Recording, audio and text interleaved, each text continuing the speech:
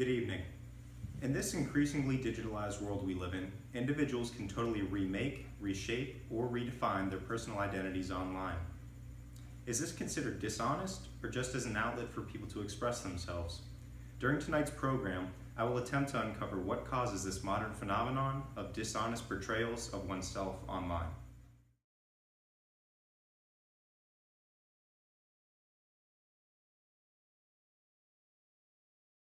Is the online you really you? This simple question speaks to the issues of honesty that exist in our society in what we call today's digital age. Social media has taken the world by storm in recent years with the development of apps like Instagram. On these platforms, users have the ability to create profiles for themselves. On these profiles, users are allowed to express themselves through political ideologies, interests, and they can even post about events in their life to their followers. In summary, social media has become a second world where the self resides. Although this may seem liberating, it raises the question that was posed at the beginning of our program: is the online you really you? To answer this question on honest depictions of the self online, I interviewed 6 University of Richmond students. This group was comprised of 3 males and 3 females, 5 of whom are juniors and 1 of whom is a sophomore. We began the research by defining honesty. Here are the responses I received from my participants when I asked them to define honesty in their own words. To me, honesty is telling the truth and doing the right thing even when no one is looking. Honesty is being truthful. I think honesty is being truthful and not hiding something from anybody else. Honesty is simply always telling the truth regardless of the outcome and the situation. Honesty is, I'd say telling the truth, but more than just like your words, but also your actions. So doing the right thing, I think is pretty synonymous with that. I think honesty is doing the right thing when no one's watching. Some major takeaways from the responses from my interviewees is their emphasis on telling the truth, not hiding anything, and doing the honest thing even when no one is looking. During my research, I looked into different scholarly journals that had similar themes to my own topic. The first theme I focused on was honesty in the real world versus social media. In Neymar and Freeman's Empowering the Marginalized article, they studied a woman who lived in the Brazilian favelas who used social media to express her emotions and thoughts that she feared to show in her neighborhood. For her, social media was a place where she could portray and express herself honestly and openly. However, in my own research, social media appeared to be a place in which individuals portrayed and expressed themselves in accordance with societal norms and informal structures on Instagram. I then read a chapter from Dana Boyd on why teens seem so strange online. The virtual world appeared to be a safe space for these teenagers away from the scrutiny of their parents and peers. In my own research, however, I found that parents and friends of the user were members of the inescapable imagined audience, whose influence caused introverted and academically oriented students to dishonestly portray themselves online. The third article I studied in this section was by Rohit Dasgupta. It focused on LGBTQ groups in India who use social media as a testing ground for their sexual identity. Although my research did not focus on sexual identity, I did find that some users used Instagram as a way to step out of their comfort zone and test users' reactions to their shifting depictions of the self. The last article from this section that related to honesty in the real world versus social media was Managing Impressions of the Self Online. In this article, it was found that people tended to be more honest about their depictions of the self online when they anticipated face-to-face interactions with their followers. My research found that users knew that they had friends that they would inevitably see in person, but they did not seem to care if their friends would comment on their depictions of the self online and if they were seen as honest or dishonest. The next theme that I studied was self-portrayal online. Again, Dana Boyd's chapter on why teens seem strange online gave me valuable insight into my research when she used the quote, "I could portray myself as the person I wanted to be online." In my research, I found that users also enjoy being able to be their ideal self online, whether that meant being social, popular, or successful in the eyes of their followers. The next article I read was by Shao and Gilly on self-presentation in personal web spaces. This article talked about a man named Franklin who showed the authors a photo of himself that he felt showed how most people saw him. In my research, the people I interviewed had an image of their friends in their minds that they felt was authentic, and when their friends' Instagram profiles did not match up, the profiles were seen as dishonest. The third theme I focused on was the impact of the imagined audience. Whether the scholarship I read was focused on LGBTQ individuals in India, women living in Brazilian favelas, or American teenagers in the US, the imagined audience was present and manipulative in the user's online behavior. In both the articles I read and my research, I found that the power of the imagined audience stems from its ability to approve or disprove, like or ignore, and troll or hype up their fellow users. The final theme I focused on was honesty. I felt that the question posed by Shao and Gillies' article fit perfectly with this theme. The question raised was, who the hell am I?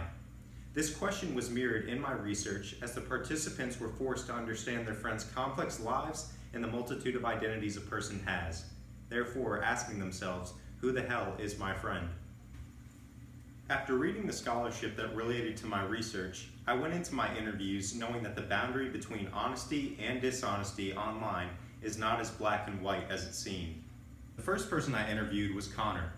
Connor spoke about why it was so difficult for his introverted and academically oriented friends to post authentically on their online profiles. I would find it difficult and unusual if somebody were to post, what he would be doing in the majority of his time, which again, he values his time alone, and there's nothing wrong with that. But as a society and as on social media platforms like Instagram, you don't see people like, hey, I'm alone doing X. It's something that, for whatever reason, isn't postable or isn't going to get enough likes or isn't something that you want the world to see you as, and then it doesn't align with what society would value as a good Instagram post. The next person I interviewed was Dilwyn. Dilwyn spoke to me about how the desire to be seen as successful, well-traveled, and popular affected his friends' depictions of the self on Instagram. So I think that the imagined audience has had definitely an impact on those three individuals, one specifically more than the other.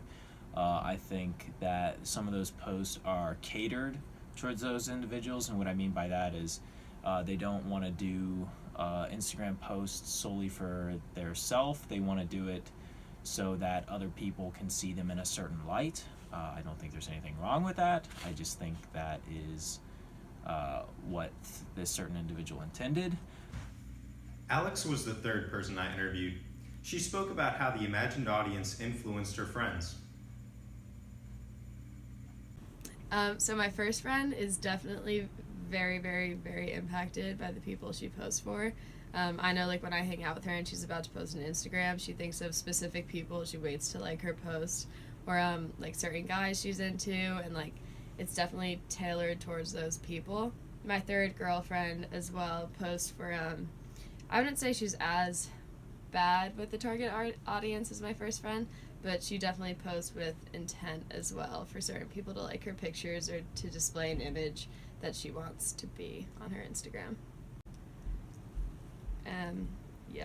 If I saw her Instagram, I don't know if I'd be friends with her, but she's one of my best friends. We can see by her last comment how different her friends' depictions of herself online were versus how Alex saw her in the real world. The fourth person I interviewed was Max. Max spoke about how his friend created an aesthetic online so that their imagined audience would be more inclined to follow, like, and comment on their Instagram. I sort of wonder who is that target audience in their life, but that audience might be just like the general public, like they expect that this is what people want to see, just sort of generally speaking. So again, I'm not quite sure who the target is there. Val was the fifth person that I interviewed. During our interview, Valerie spoke about how her friend most likely portrayed a fun and carefree lifestyle on her Instagram as a way to escape the stresses that she faced in her life as a nurse and a student. I think that maybe the posts of her family or her having a really fun time, maybe she tries to put forth more the fun that she has and not how hard or stressful that her job can be. And I think that can speak to kind of the impact of social media and the impact of the imagined audience on a person who owns an account. The sixth and final person that I interviewed was Jocelyn. Jocelyn spoke to me about how one of her friend's profiles that she saw was authentic. However, Jocelyn did acknowledge the anxiety and stress that went into creating this Instagram profile. About it.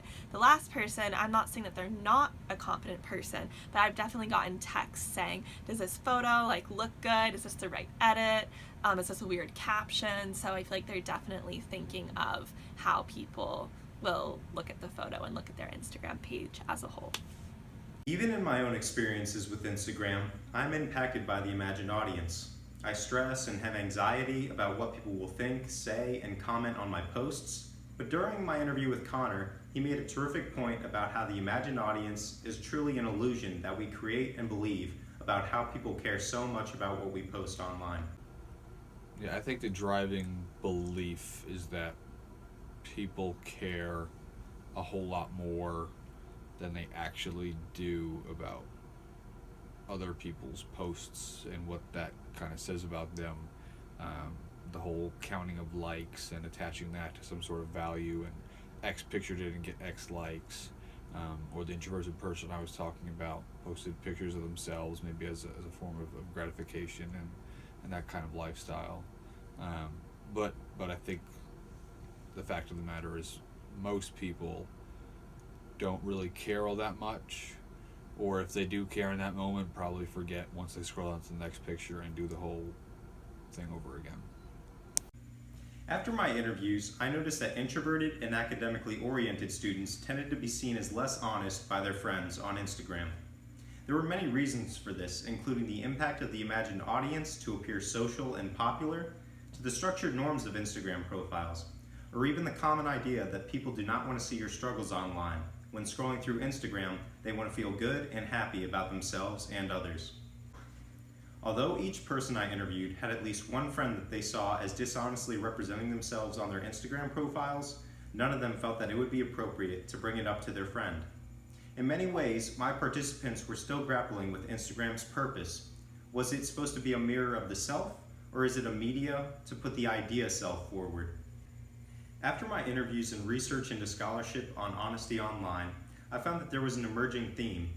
This theme was that Instagram users are becoming bound to norms and informal structures on Instagram that they feel pressured to follow. By abiding by these norms, individuals tend to dishonestly represent themselves online.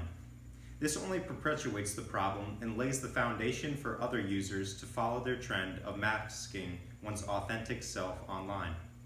We are seeing this issue becoming dangerous as unrealistic body images are portrayed online that impacts one's feelings of self-worth.